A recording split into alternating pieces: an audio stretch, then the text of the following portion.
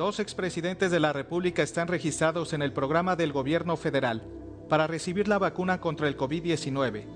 Carlos Salinas de Gortari, uno de los principales antagónicos del presidente Andrés Manuel López Obrador, fue inscrito en el sitio de internet www.mivacuna.salud.gov.mx. Salinas de Gortari, calificado por el actual mandatario como el padre de la desigualdad moderna, se registró el pasado 8 de febrero a la 1:43 p.m. Tiene 72 años. Nació el 3 de abril de 1948 en la Ciudad de México y los últimos reportes de medios de información lo ubicaban en el Reino Unido. El otro expresidente que también fue inscrito para recibir la vacuna anti-COVID es Vicente Fox Quesada. El opositor al gobierno de López Obrador fue registrado el 8 de febrero en la página de internet habilitada para tal fin. El esposo de Marta Sagún tiene 78 años. Nació el 2 de julio de 1942 en la capital del país y actualmente vive en el estado de Guanajuato. A través de Twitter critica constantemente las políticas públicas del actual gobierno. Los exmandatarios que no se han registrado en este programa son Luis Echeverría Álvarez, quien hace unas semanas cumplió 99 años, y Ernesto Zedillo Ponce de León, de 69 años de edad. Felipe Calderón Hinojosa y Enrique Peña Nieto no son candidatos al programa al ser menores de 60 años. Cualquiera puede registrar a una persona mayor a 60 años, aún sin consultarla, siempre y cuando tenga su CURP. Ahora sí, secretario, ¿por qué no paran esas obras? ¿Por qué no las suspenden temporalmente para tener dinero y comprar vacunas para los mexicanos? Bueno, primero muchas gracias por la invitación, me da mucho gusto estar nuevamente en su programa.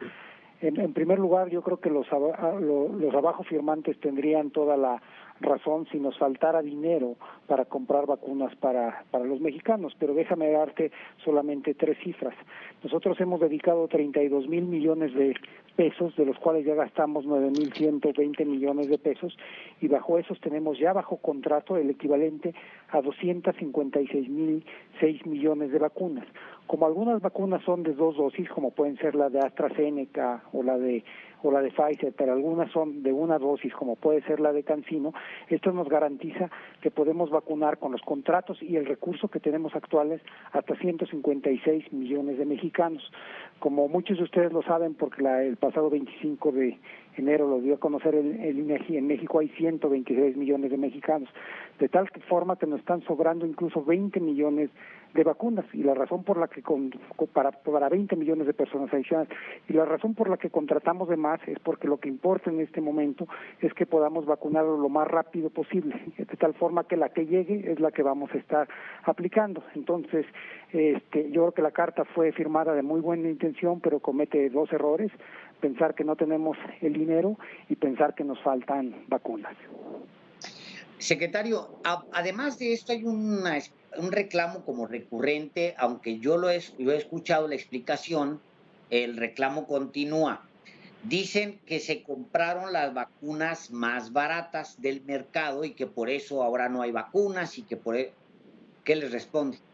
No, eso no es cierto, y de hecho te imaginarás que siendo secretario de Hacienda lo que conozco es exactamente los precios a los que se compraron las vacunas, y bueno, estamos pagando 32,000 millones de pesos, claramente eso no es barato. No, la estrategia al comprar vacunas no fue cuál fuera la más barata, sino cómo teníamos una estrategia de cobertura para tomar prestado un término financiero que nos iba a permitir comprar de varias bajo distintos escenarios. Una, cuál podían llegar primero, y es decir, podía que algunas cumplieran, otras se podían retrasar, como ha sido el caso en todo el mundo. La técnica es distinta en cada una de ellas.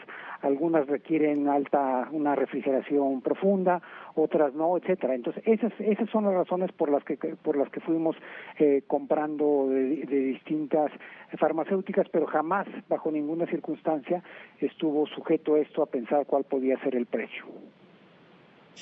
Secretario de Hacienda Arturo Herrera, en la medida en la que también esté siendo vacunada la población, en primer lugar están siendo los médicos, el personal de salud, y luego los adultos mayores, y luego las personas que son mayores a 50 años de edad. Solamente en esa medida va a tenerse posibilidad de reactivar la economía de México. Sí, bueno, lo que la vacuna ayuda es a controlar a la pandemia, y eso es lo que va a permitir iniciar la reactivación, una reactivación mucho más acelerada. Hoy mismo la situación es distinta a la que teníamos, por ejemplo, hace solo unas semanas. Hoy solamente hay una sola entidad del país en donde la pandemia está creciendo, es Morelos, es Morelos. Hay como 4 o 5 entidades donde está sin gran movimiento, y hay 24 entidades donde cuando menos tienen 2 semanas de estar disminuyendo. Estas tendencias claramente se acelerarían mientras más rápido estamos nosotros aplicando las vacunas, y esa es justo la fase a la que vamos a entrar, una fase acelerada de vacunación. Solamente para que tengan alguna idea, en marzo se está esperando que lleguen ya 12 millones de vacunas, 12.185.000, en abril 19 millones, y en mayo 25 millones, es decir, muy pronto vamos a empezar en los próximos 3 meses en una fase muy acelerada, que eso sí va a permitir que un porcentaje mucho más alto de los mexicanos esté vacunado, que por lo tanto las tasas de contagio disminuyan de manera muy rápida, y eso es lo que hace que se pueda hacer una apertura en una etapa mucho más temprana de la economía.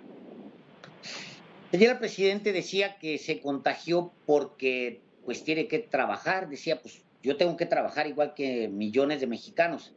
El tema es que pues sí, muchos tienen que trabajar en estas condiciones en el mundo y en México, por supuesto, pero en México nos agarró sin ahorro, con una profunda desigualdad, nos agarró con una pobreza altísima, con niveles de pobreza, y eso, secretario, se va a recrudecer obviamente en México y en el mundo, por supuesto, pero se va a recrudecer. Hoy daba cifras Coneval mejoradas o actualizadas, para decirlo, mejoradas no, pero sí actualizadas, de la pobreza y el hambre en México.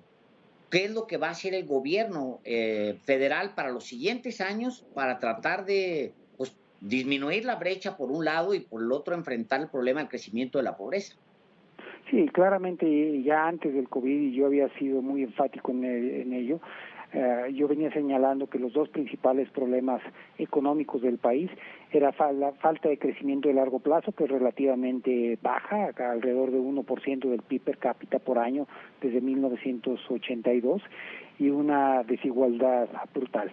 El país tiene una polaridad a través de muchas dimensiones, una polaridad entre grupos sociales que hace que algunos pocos tengan mucho y que muchos tengan muy poco, pero una desigualdad también regional, es decir, no es lo mismo la pobreza que tenemos en la Ciudad de México o en estados como Nuevo León que la que se tiene en estados como Guerrero, Oaxaca y Chiapas.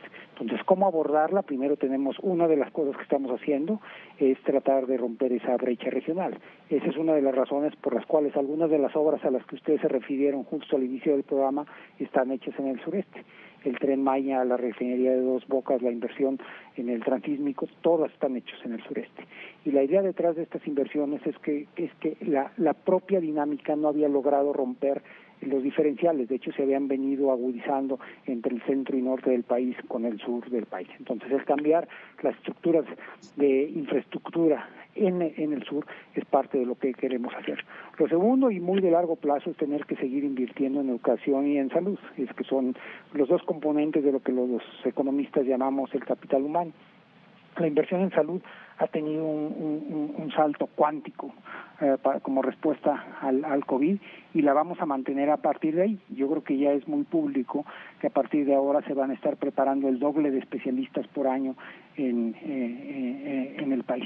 Y la tercera tiene que ver con ir atenuando las desigualdades y los efectos inmediatos. No nada más en la época del COVID, y hacia ellos iban dirigidos una serie de programas sociales como el programa de adultos mayores, como el programa de jóvenes construyendo el futuro, como las becas para los estudiantes de preparatoria y universidad. Estas son muy importantes, Álvaro y Alejandro, porque si no lo que solía pasar es que cuando alguna familia tenía alguna necesidad, la salida rápida era que el estudiante desertara para poder ayudar a su familia. ahora lo puede ayudar parcialmente con la beca. Estos son el tipo de cosas que tenemos que hacer para romper este círculo vicioso al que tú has venido señalando.